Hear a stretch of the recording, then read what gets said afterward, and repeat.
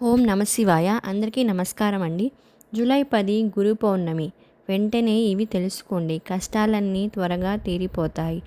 ఆషాఢ మాసంలో వచ్చే పౌర్ణమిని గురు పౌర్ణమి అని అంటారు.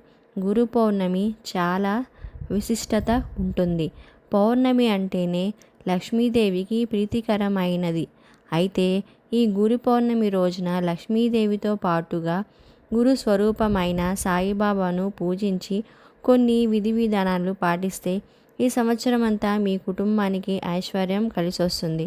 గురు పౌర్ణమి వచ్చేలోపు ఈ వీడియో మీ కంట పడిందంటే మీరు ఎంతో అదృష్టవంతులని చెప్పుకోవచ్చు. ముందుగా ఈ వీడియోకి ఒక లైక్ చేసి ఓం నమ శివాయ అని కామెంట్ చేయండి. హిందువులు అత్యంత పవిత్రంగా జరుపుకునే పండుగల్లో గురు పౌర్ణమి ఒకటి. ఇంతటి శక్తివంతమైన గురు పౌర్ణమి రోజున ప్రతి ఒక్కరూ గురు స్వరూపమైన సాయిబాబాను పూజించాలి. ఈ పౌర్ణమి రోజున గురువులను పూజిస్తే రాత్రికి రాత్రి అదృష్టం వరించి మీ కుటుంబానికి అఖండ రాజయోగం ప్రాప్తిస్తుంది. కాబట్టి ఈ గురు పౌర్ణమి రోజున ఇంట్లో సాయిబాబాను పూజించి సాయిబాబాకు నైవేద్యంగా పాలతో తయారు చేసిన స్వీట్లను నివేదించండి. ఈ గురు పౌర్ణమి రోజున ప్రతి ఒక్కరూ తప్పనిసరిగా ఏదైనా సాయిబాబా దేవాలయానికి వెళ్ళి దునిలో కొబ్బరికాయను వేయండి. సకల పాపాలన్నీ తొలగిపోయి మీ కుటుంబానికి అష్టైశ్వర్యాలు చేకూరుతాయి. దునిలో కొబ్బరికాయతో పాటుగా నవధాన్యాలు, ఒక కర్పూరం కూడా వేసి దునికి నమస్కారం చేసుకుంటూ ఓం కర్మ ధ్వంసినే నమః అనే మంత్రాన్ని 11 సార్లు చదవండి. భయంకరమైన జాతక దోషాలన్నీ తొలగిపోయి సాయిబాబా అనుగ్రహం వెంటనే లభిస్తుంది. ఇక ఈ పౌర్ణమి రోజున ప్రతి ఒక్కరూ గురువు గారి ఆశీర్వాదాన్ని తీసుకోవాలి.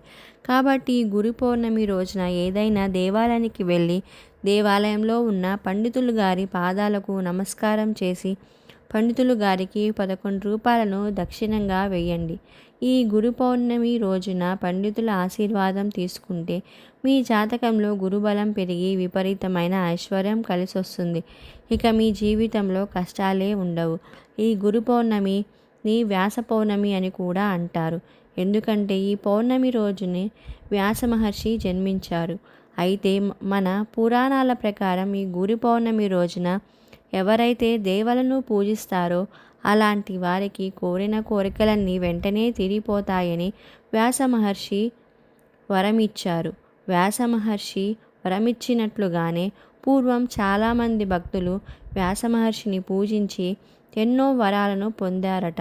అయితే వ్యాస మహర్షిని పూజించలేని వారు గురు స్వరూపమైన దక్షిణామూర్తిని పూజించిన, దత్తాత్రేయుని పూజించిన, సాయిబాబాని పూజించిన కష్టాలన్నీ వెంటనే తొలగిపోయి కోరిన కోరికలన్నీ సిద్ధిస్తాయి. మన జాతకంలో గురుబలం తక్కువగా ఉంటే జీవితంలో ఎన్నో సమస్యలు ఏర్పడతాయి.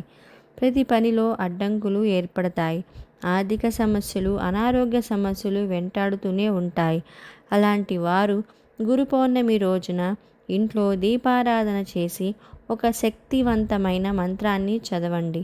ఆ మంత్రం ఏమిటంటే వ్యాం వేద వ్యాసాయ.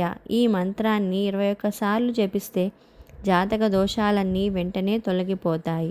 వివాహ సమస్యలు, ఉద్యోగ సమస్యలు, ఉద్యోగంలో ప్రమోషన్లు రావాలన్నా ఈ గురు పౌర్ణమి రోజున ఉదయం స్నానం చేసి నానబెట్టిన శనగలను దారానికి గుచ్చి ఒక దండలాగా తయారు చేసి దత్తాత్రేయుని దేవాలయానికి వెళ్ళి ఆ శనగల దండను దత్తాత్రేయునికి సమర్పిస్తే వివాహం కాని వారికి త్వరగా వివాహం కుదురుతుంది. అలాగే ఉద్యోగం లేని వారికి ఉద్యోగ ప్రాప్తి, ఉద్యోగం చేసే వారికి ప్రమోషన్లు లభిస్తాయి. మీ పిల్లలు విద్యలో బాగా రాణించాలంటే ఈ గురు పౌర్ణమి రోజున దక్షిణామూర్తి స్తోత్రాన్ని చదివించండి. మీ పిల్లలకు మంచి విద్యా బుద్ధులు ప్రాప్తిస్తాయి. జీవితంలో గొప్ప స్థాయికి ఎదుగుతారు. కుటుంబంలో కలహాలు, భార్యాభర్తల మధ్య గొడవలు ఉన్నవారు ఈ గురు పౌర్ణమి రోజున ఓం శ్రీ గురు రాఘవేంద్రాయ నమః అనే మంత్రాన్ని 21 సార్లు చదవండి. భార్యాభర్తల మధ్య గొడవలు తగ్గి ప్రేమానురాగాలు పెరుగుతాయి. దత్తాత్రేయుని స్వరూపం మేడి చెట్టు.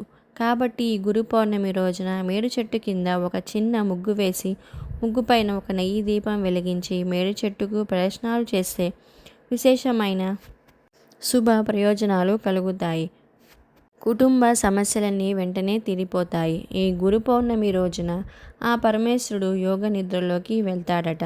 తొలి ఏకాదశి నాడు విష్ణుదేవుడు యోగ నిద్రలోకి వెళ్తాడు.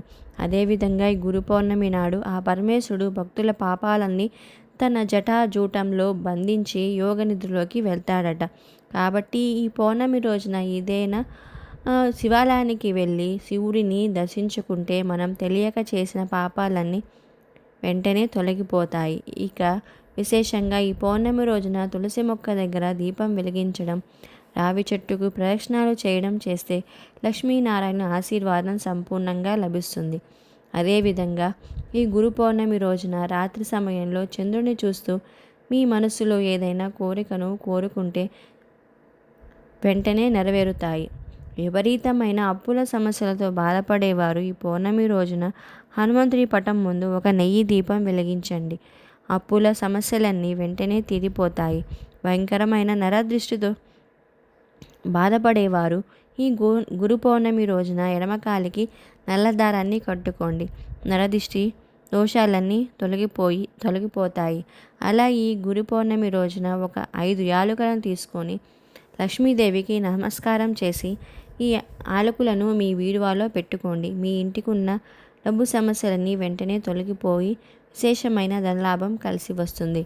అదేవిధంగా ఈ పౌర్ణమి రోజున సాయంత్రం సూర్యుడు అస్తమించిన తర్వాత మీ ఇంటి గుమ్మం ముందు 2 దీపాలు వెలిగించండి. ఈ దీపాల కాంతిలో మీ ఇంట్లోకి వెంటనే లక్ష్మీదేవి అడుగు పెడుతుంది. ఈ పౌర్ణమి రోజున ఉపవాసం ఉంటే చాలా మంచిది. అలాగే పొరపాటును కూడా మాంసాహారాన్ని తినకూడదు. ఇక జుట్టు కత్తిరించడం, గోళ్ళు కత్తిరించడం ఈ గురు పౌర్ణమి రోజున చేయకూడదు. అనారోగ్య సమస్యలతో బాధపడేవారు ఈ గురు పౌర్ణమి రోజున లవంగాలతో దిష్టి తీసుకోండి. దీర్ఘకాలిక అనారోగ్య సమస్యలన్నీ తొలగిపోయి మంచి ఆరోగ్యం లభిస్తుంది. అలాగే ఈ రోజున చేసే దానాలకు రెట్టింపు ఫలితం లభిస్తుంది. ముఖ్యంగా ఎవరికైనా అన్నాన్ని దానం చేస్తే మీ కుటుంబం మొత్తానికి చాలా మంచి జరుగుతుంది. ఈ ఇన్ఫర్మేషన్ కనుక మీకు నచ్చినట్లయితే please like, share and subscribe. Thank you for watching.